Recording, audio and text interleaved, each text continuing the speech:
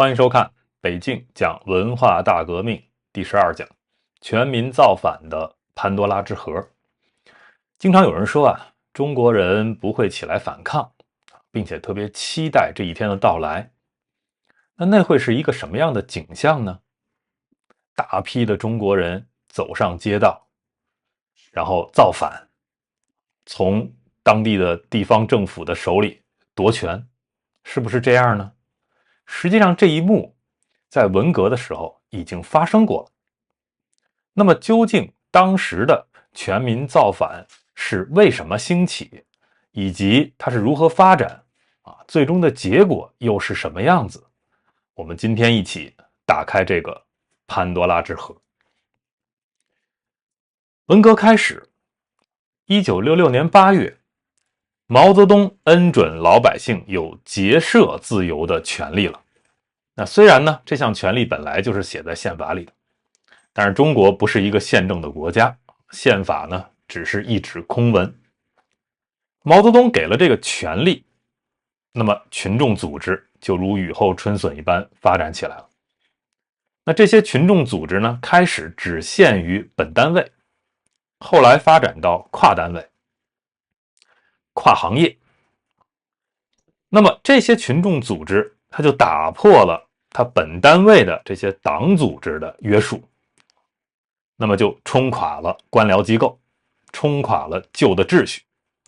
于是也就实现了毛泽东期待的天下大乱。那么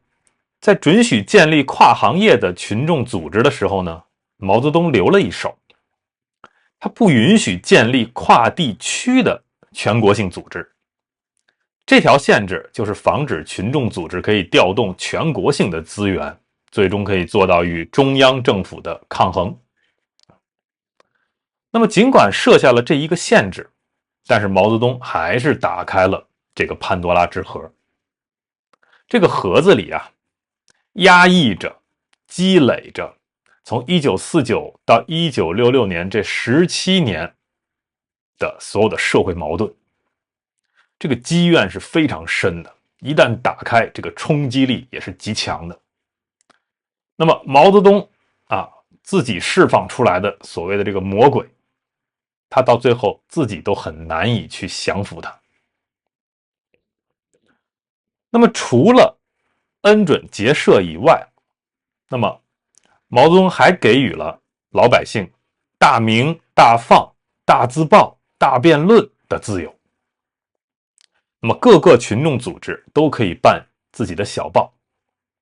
当时的红卫兵小报有5000多种还有一种说法说有8000多种。这么看来呢，当时的中国人每个人都可以印传单，传播各种信息好像在短期内似乎真正享受到了一些民主和自由。那这里面就要说到很多人不了解所谓的这个红卫兵和当时说的这个造反派究竟是个什么关系红卫兵呢是一种群众组织的名字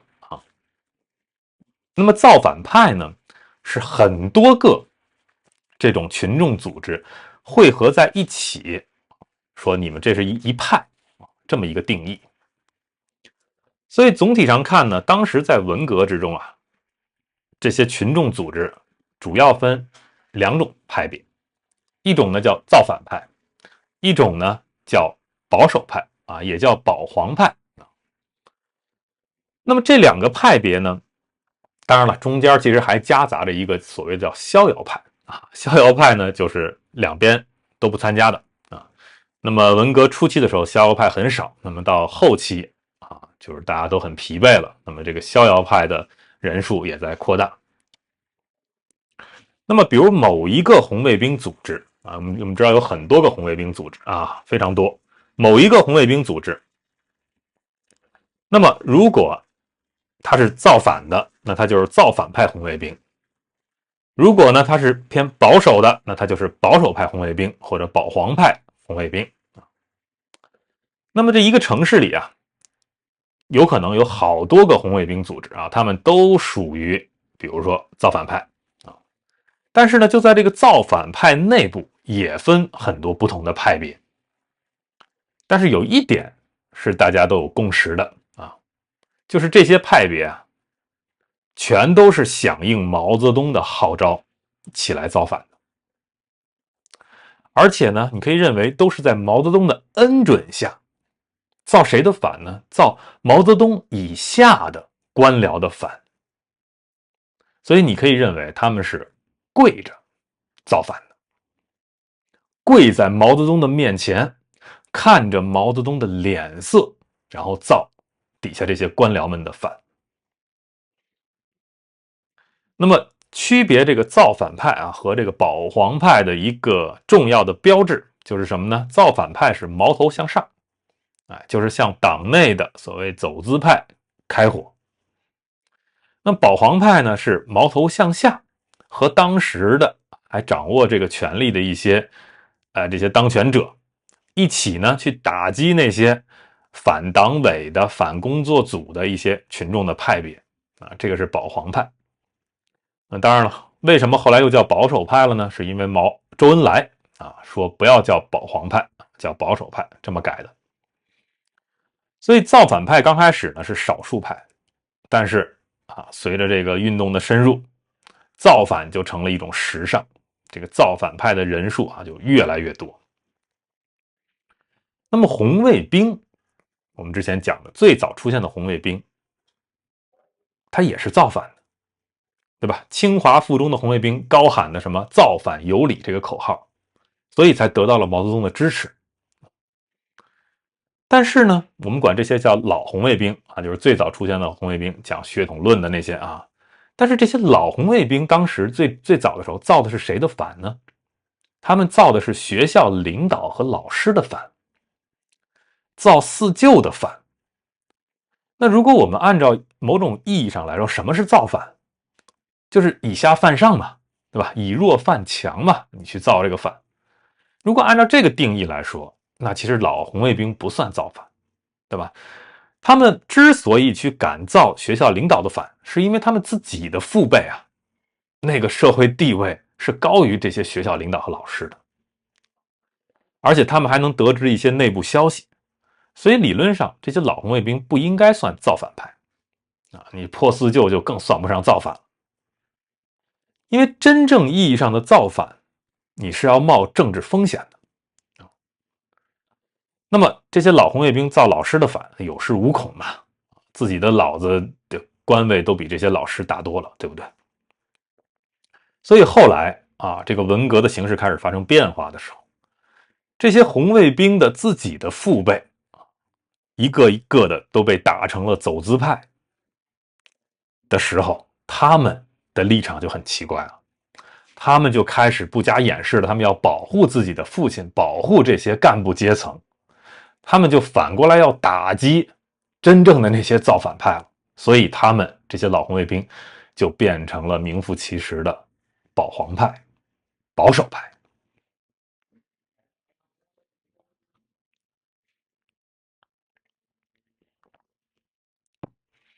这里面呢有一个非常有意思的颜色的转变，就是红与黑。我们都知道呢，这些老的红卫兵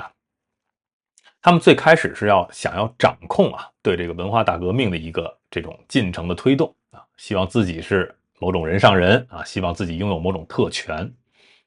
那么于是呢，他们用什么方式来加持自己的这种特权呢？就是这种血统论。那么就要他们自己认为自己是自来红，对吧？出身是红色的，所以他们就要把这个出身不好的人、不红的人排除出他们这个红卫兵的队伍你们没有这个领导权，你们不能够去搞文化大革命你们得听我们的。所以他们代表的是红与他们相对的就是那些出身不好的所谓的黑黑五类所以这是两种颜色。这两种颜色后面就发生了转变我们来看是怎么发生的在福建省厦门第八中学的红卫兵，他们将矛头指向了省党委会，他们专程到福州去对抗那个省长叶飞和他的妻子那么在长沙，对抗地方党务机构的，则是被贴上右派标签的大学生。那么在中国许多地方啊，勇于质疑地方领导的红卫兵，那么以及和这些集结起来维护地方领导的红卫兵，两派红卫兵啊之间出现了分裂。那他们很快就变成了被贴上了造反派和这个保皇派的标签。那么造反派当中，很多人就出身于这种黑背景啊，黑五类。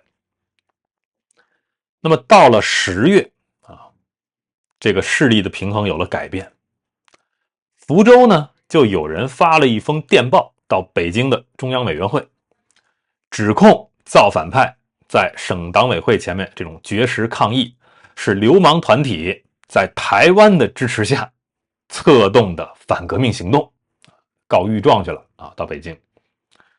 那许多这些其他饱受指责的这个党组织，也同样的向中央当局求助。那么北京在10月3号以社论的形式作出回应，刊登在由陈伯达主编的党媒红旗杂志中。说什么呢？说党内走资本主义道路的当权派是一小撮反革命的修正主义分子，他们打着红旗反红旗，他们是赫鲁晓夫式的人物，一旦有机可乘，他们就要阴谋篡党篡军篡政，他们是我们最危险的最主要的敌人。那么这篇社论接下来也谴责了那些走资产阶级反动路线的人。2周后，陈伯达首度指明刘少奇与邓小平是文化大革命要整的主要目标，并且将他们一直跟随的资产阶级反动路线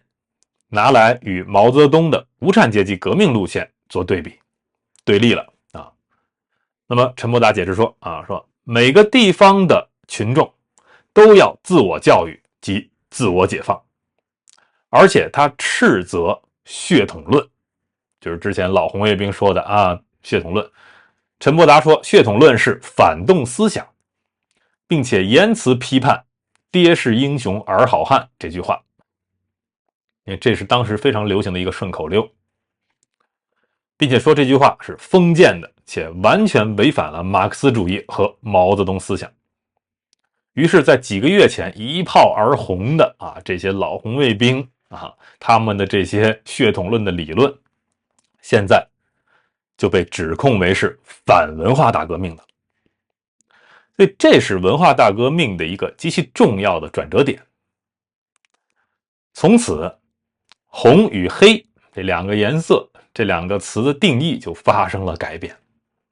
那些原本的自来红的那些人，突然就发现自己这个阵营错了，这变成了反革命了。因为他们的父母陆陆续续的都被批为是跟着刘少奇和邓小平走资产阶级反动路线的人了。那几乎在一夜之间，全体这些红卫兵组织突然都变成了自来黑了颜色转变。他们的家人也都被打为密谋夺权的黑帮成员。这很奇怪，对吧？几周之前他们还热烈的支持这场文化大革命，现在就成了要被革命的对象。所以为了捍卫自己的名誉以及帮助自己的父母免受攻击，这些激进的青年突然之间就变成了保守派，他们就想维持住这个现状。那么陈伯达对于毛泽东这个群众路线的诠释在这个出身背景被视为没有资格搞革命的这些学生之间呢，就引起了非常热烈的回响。因为现在他们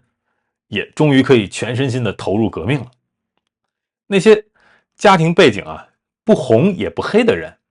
夹在中间的，通常呢管这些人叫灰色。这些人他们也选择站队也变成了造反派的红卫兵。那当然了，那些原本的黑色出身背景不好的年轻人，那就更开心了终于有机会可以重新整合，并且对抗昔日折磨他们的那些老红卫兵啊，所以他们也就加入了这个毛泽东用来对抗这些党机构的这个大批的人马之中。到了11月啊，已经到处可以看见造反派的红卫兵了。这个里面呢，有一个话呀是很有意思的，值得分析，就是这些原本黑色的人啊，现在呢起来变成造反派，他们认为是毛主席给了人民挺身反抗红色权贵的勇气。这句话对不对呢？因为从表面上来看，造反派反对的只是偏离了毛泽东革命路线的那些当权者，那些当权派。那么从深层来看，造反派中呢，还有一些比较激进的人啊，他们是否定什么呢？直接否定之前的17年，就是从1949年中华人民共和国建国到1966年这17年，他们彻底否定啊。但是呢，在这个否定17年的时候啊，所谓的彻底否定啊，其实并没有做到彻底啊。他们并不是说啊，这17年呢是因为政治上的这种专制剥夺了人权，因为经济上的统治啊而导致的极度贫困。他们不说这个原因啊，无论是意识不到还是不敢说，但是没有刺破到这个所谓的最彻底的这一层，没有。他们怎么认为这17年呢？啊，为什么发展的不好呢？他们认为这17年啊是资产阶级的黑线主导的，所以在这个当时信息啊单一灌输的年代，在当时的话语条件下，对于广大的中国人啊老百姓来说，资产阶级资本主义就是坏，就是恶。所以他们借着反对资产阶级、反对资本主义、反对官僚制度的恶，是这么做的啊。也就是说，只反到这个官僚制度的恶这一层面，他们不会再去想更深次的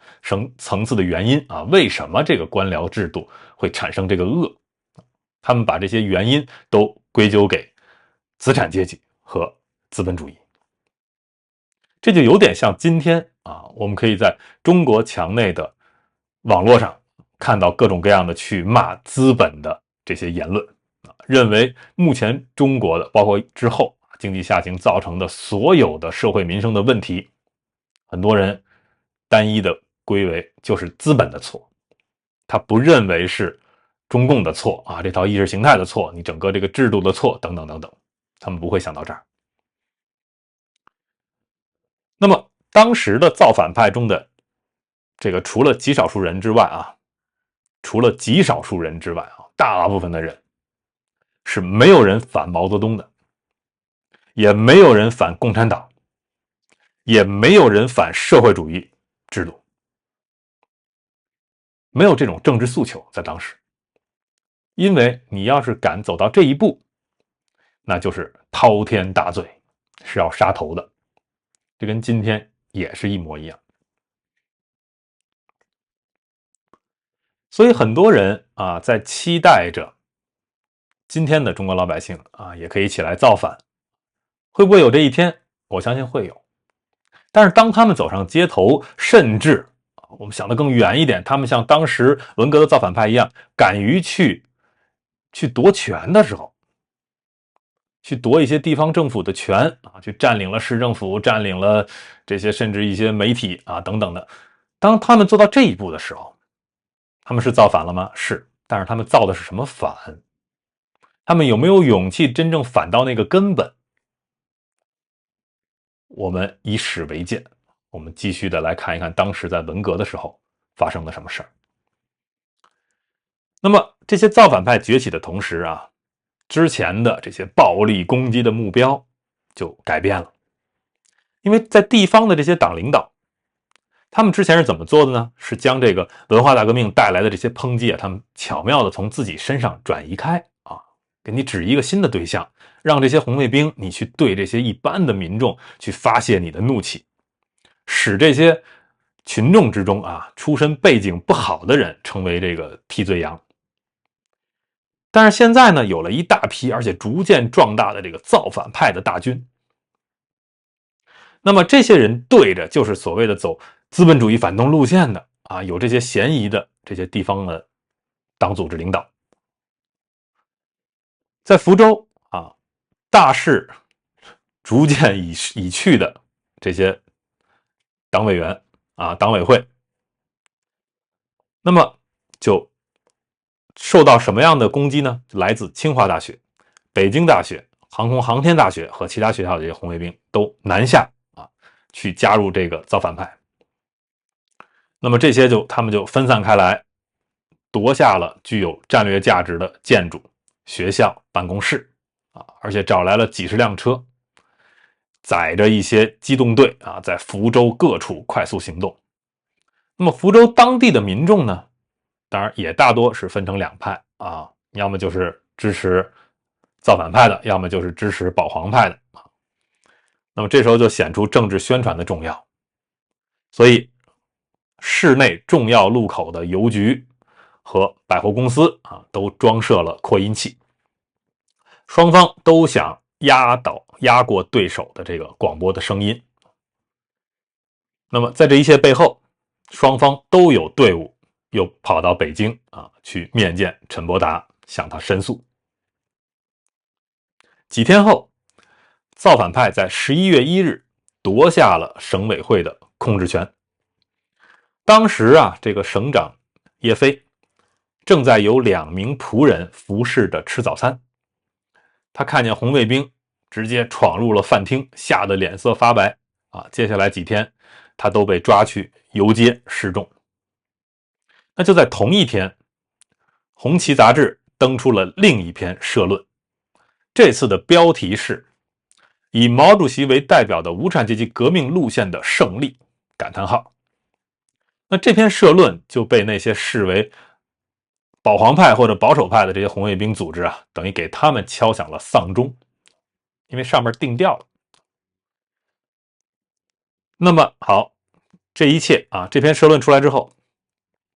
就引起了这些加入造反派的组织的一个热潮，因为大家都不想被当成资产阶级反动路线的支持者。这个时候加入到这个革命的队列中的人就已经不只是学生了，还有工人，还有各种群众，因为他们都看到了改变自己命运的一个机会。工厂的临时工要求长期工作，下放到农村的青年想要回到城市，被辞退的政府雇员要求复职，他们全都责怪资本主义反动路线。因为领导们现在都可以被拿出来批评了，再也没有人害怕抨击他们了。全民造反的潘多拉盒子打开了这看起来像是一场属于人民的革命。毛泽东呢，一如在几个月前煽动学生反抗老师那样，现在又要求平民把怨气发泄在他们的党领导身上。那毛泽东这么做引发了人民积聚已深的恨意，对党内官员心怀不满的人数似乎数之不尽。每个地方的居民都在地方干部的指挥下组成独立的工作队，而每一个队里面都有变成造反派的人从农民、工人、教师、店员到政府职员全都有。因为这个国家当时是个巨大的压力锅当然现在也是那么当时呢，17年前共产党在征服这片土地的时候，当时许多平民怀着恐惧、希望和屈从的心情接受了共产党所谓的解放。那么内战结束之后，当时的中国人普遍都松了一口气，因为这个政权当时宣扬的价值观包括平等、公益、自由，似乎确实相当吸引人。而且共产党不遗余力地鼓吹新民主，这个口号允诺包容所有的人只有当政者最顽强的敌人例外。最重要的是呢，共产党还承诺让每一个怀有不满的群体都能得到他们最想要的东西。农民你可以得到土地，少数民族你可以得到独立，知识分子你可以得到自由，商人你也可以得到私有财产的保护，工人你也可以得到提高你的生活水准。但是这些承诺在后来的这17年中，我们可以看到一一的被毁弃。政府消灭了一系列的真实的或假想的敌人，在这个过程中有很多的被利诱的跟共产党政权合作的人都提供了帮助去打击其他的一些敌人。但是到头来，这些人自己也都变成了新的要被对付的敌人。到了1957年，每一种自由都被压缩，从言论自由、集会、结社自由到迁徙自由和居住自由这些基本的权利全都是。国家和个人之间的一切屏障都被排除了，所有的人，所有的中国人，从农民和知识分子到僧侣，都变成了这个国家的员工，都被编入了政府管辖的单位里，按照地方干部的命令工作。在接下来的几年里，大饥荒不但在农村夺走了数千万人的生命，也让多数的平民老百姓对美好的未来所存有的任何希望全都完全的幻灭掉。那么这场大饥荒浩劫过后的那些年，共产党又透过社会主义运动教育重申对人民的控制权。那么与此同时呢，为了解决大跃进导致的广大经济损失，政府执行了无情的劳工成本删减政策，因而伤害到了许多城市居民的生计。早在1955年的时候，周恩来为了防止农村人口企图留在城市，便将1951年开始在城市使用的户籍登记制度扩大到农村。这种制度类似于苏联的国内户账，将粮食配给和每一户登记的人数绑在一起，这样就能有效地防止村民搬迁。因为用这个口粮管着你的嘴，也就管着你的腿。但是呢，这样一来就把人民划分成了两个不同的世界一个是城市居民一个是农村的户口农民。小孩的身份当时是跟着母亲来的那么如果母亲是农村户籍的，那么即便她嫁给了一个城市户籍的男性，那么生的孩子还是农民农村户口。所以农村的人民呢，就被当成世袭种姓一般的被对待，无法享有国家赋予多数城市居民的那些优待例如住房补贴食物配给以及卫生教育等等福利那么饥荒结束后，为了减轻国家的负担，又有大批的城市居民被派到乡下，那么他们也失去了自己的身份地位和连带的福利。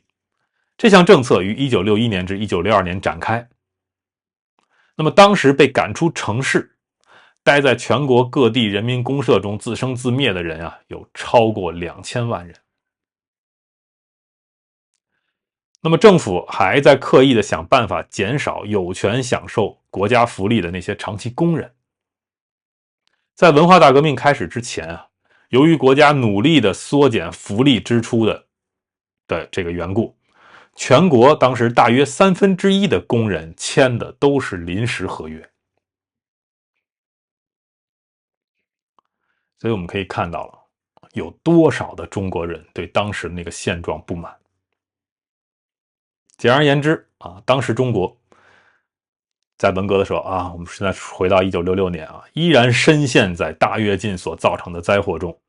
到处都听得见要求改善工作环境、提高薪资、强化卫生保健和增加福利的声音。所有工人在共产党的说法中都被划为无产阶级，但工人之间还是有很多巨大的差异的啊。有的人的福利非常的好，有的人是非常的惨，对吧？不完全全都是无产阶级。那么紧张的情势更进一步的扩大。6月和7月的时候，其实工人当时已经加入了学生的行列啊，开始写大字报，批判牛鬼蛇神，按照官方的引导啊，说那些都是压迫劳动人民的人啊，说那些牛鬼蛇神。所以这些心怀不满的这些工人啊，其实也不需要别人怂恿，你给了他们一个出口啊，那么他们就会开始去瞄准他们所谓的敌人啊，去发泄这个怒气。那么当时超过100万名的上海工人啊，在夏天就已经参与了文化大革命。那么但是呢，依然会被很多的这些政府的工作组啊去利用，所以呢，他们就会把攻击的矛头就又转到了另外一部分工人的身上，等于就又变成群众斗群众。那么这些工作组呢，就把很多的普通人民都打成反革命和右派啊，然后在他们的个人档案中就留下了会永久扼杀他们的这些污点。当时就中国的这个中国人的档案啊有多么重要，这些工作组就把你这些起来参加文化大革命的人啊，我给你写上这些污点啊。好，现在到10月，毛泽东在10月号召群众要自己教育自己，自己解放自己。那么这个时候，毛泽东被视为一种解放者，跟之前的这些官僚工作组做法不一样，对吧？那么在夏天时候遭到迫害的这些人，一下看哦，自己的厄运就要结束了，机会来了，于是这些就成了造反派了，对吧？这些造反派就开始迫使这些学校的党委会交出所有的个人档案，然后公开销毁他们。很快啊，所有的人都开始效仿他们，冲进这些党委的这些办公室啊，去翻这些储藏室，搜出自己的个人档案，也是公开的烧毁。那么再往后，以往的数次运动的这些受害者都开始高呼要争取公义。那么这中间啊，包括了遭到这个惩罚和开除的党员，这些人也要求平反，并且加入了攻击刘少奇和邓小平这个资产阶级反动路线的行列。那么，因为大家现在矛头很清楚了，之前所有的这些恶有负责人了嘛，刘少奇。因为呢，在这个社会主义运动期间，去搞这个党内整肃的就是刘少奇，当时整了500万党员。那么还有一个矛头指向邓小平，因为1957年的反右运动就是由邓小平负责监督的。那么在那场运动中啊，有数十万人被打成了右派，被放逐到劳改营。那当然，除了这些之外呢，不满的原因还有非常多。每个地方的人啊，都运用他们新得到的这个自由去抗议。工厂无论大小，都开始印制自己的公告和报纸，享受刚得来的出版自由。光是在上海就成立了数百个各种立场的协会，因为人们中国人终于以伟大无产阶级民主的这个名义，取得了集会结社的自由。老百姓出游不再需要官方批准，于是大家成群的离开工作，前往全国各地的地方党委会。大约有4万名工人从乡下返回上海示威，表达不满。他们之中有些人占领了上海大厦，这栋装饰艺术风格的豪华公寓大楼启用于1936年，在1949年之后只保留给最高领导阶层使用，现在被人占领了。也有人在劳动局前面绝食抗议，许多人都加入了包围市党委会的造反派。那么几乎没有一个工作队里面不包含造反派的。那么这种时候呢，当然了，造反派中间有各种各样的派系他们之间也针锋相对。但是啊，我们可以看到，在这个工厂里啊，也都有领导啊，这些领导都很有组织能力，而且呢，也都早就适应了永无休止的政治运动啊，有这么多年的革命经验的磨练，所以呢，他们之中啊，因为他们掌握着这种控制比较严密的支援网络啊，上至工厂党委会这些政治部门，还有公安代表啊，下呢到这些楼层主管和工厂的这些督导啊，所以呢，工人之间呢有这些党内的激进分子啊，也有这个坚定的维护旧秩序的这些工会成员，所以这些都是造反派当时面临的这些敌人啊，各种的保皇派和保守派啊。好多工人呢还担心一些报复啊，因为临时工我辞掉就走了，对吧？有些正式编制的害怕被这个穿小节啊针对，你的福利被缩减呀，你被派到别的工作呀，或者比较偏远的工厂去呀，等等的。所以呢，在这个过程中啊，两派啊一边斗，一边也在互相利用。这些保守派啊，这些工厂领导，他们啊也懂站队，他们嘴上也说我们也要批判资产阶级反动路线，因为所有人都要批判，都可以批判刘少奇，那是一个公众的，所有人都可以用的一个靶子啊。反正我们就是都表明效忠毛主席就可以了。斗刘少奇，那大家政治立场就都是对的，你不管什么保守派还是造反派啊，大家都在利用这一点。每个地方都升起红旗啊。工厂主管为了表现出他们对文化大革命的奉献，也成立了自己的群众组织，而且这些组织资金丰厚，分工明确啊。于是就在这个点上，就又变成了工人斗工人啊，群众斗群众。双方阵营都跑到北京去告御状。那么在南京呢，每个行业都爆发了各种各样的打斗事件啊，很多的示威者啊，就聚集在了位于天安门广场附近的啊，有一个7层楼高的一个叫中华全国总工会，聚在这里，来自全国各地的代表啊，他们对于薪资不平等、工作不稳定、健康遭危害以及欠缺社会与政治权利表示不满。那么12月26日，在毛泽东73岁生日的那一天，那么一个由这个合同工、临时工啊组成的一个全国性的独立工人组织，叫全国红色劳动者造反总团，他们的代表啊就在人民大会堂面见了江青和其他文化革命小组的成员。江青就赞赏他们，说毛主席是支持你们的。那么而且江青还命令劳动部让所有在1966年6月1日因为批评企业领导而被开除的工人复职，长期工或临时工都一样，他们在这段期间的工资也必须支付。那么人民日报当天就刊登出了江青的决定，那么这也进一步阻止了地方干部对投入文化大革命的工人啊做出的报复的行为。当天晚上，毛泽东在与文化革命小组成员一起庆生时，举杯祝愿说：祝展开全国全面内战。那么在上海第17棉纺织厂，几个月前，王洪文就是后来的四人帮之一的王洪文啊，当时他在那儿干嘛呢？他因为煽动工人的不满情绪而被工作组打成了自私野心家这么一个标签，但是他现在起来成立了一个造反组织。成立仪式结束后，就有2万多名工人游行到市政厅，要求上海市政府啊，你要承认我们这个组织。这些抗议者在冬季的倾盆大雨中等待了好几个小时之后，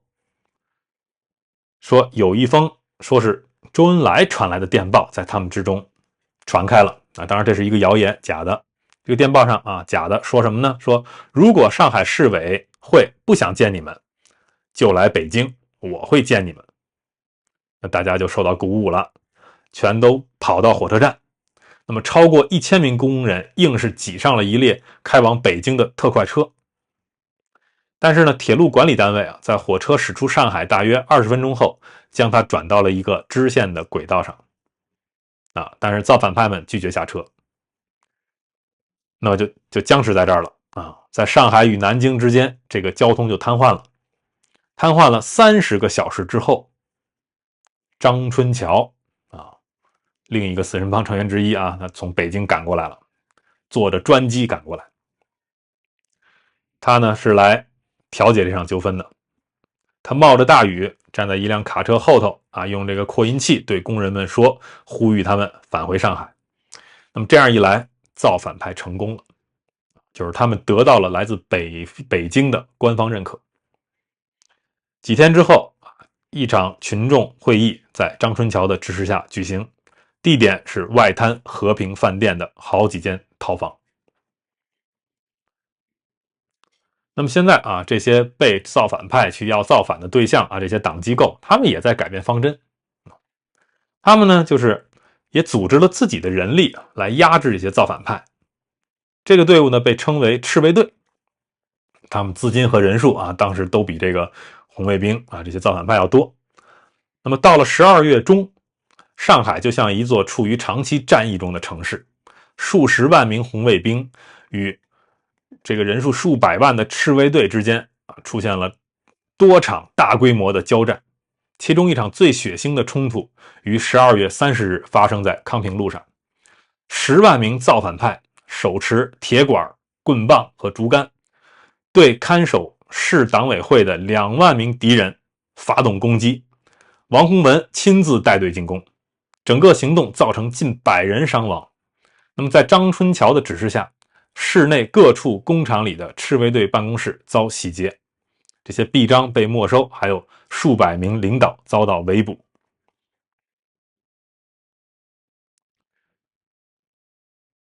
那么现在到1967年光是1967年的第一周，就有大约3800万元被取出来。这个钱开始流向反动派，因为有的时候是有的人要去安抚反动派有的是大家对于反动派的支持那这些金额的流动是平常的2倍，接着就马上就造成了银行挤兑因为人人都很着急要领出自己的存款那么紧接着就是一阵购物潮然后变成疯狂的抢购。那么因为呢这些老百姓民众都担心商店里的这些木炭食用油这些日常必需品都会售罄，也就是说上海已经开始进入了一种混乱的状态。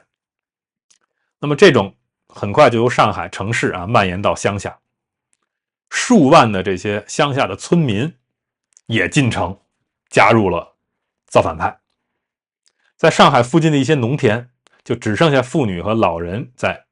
下地耕作了。由于港口被封锁，火车站也瘫痪，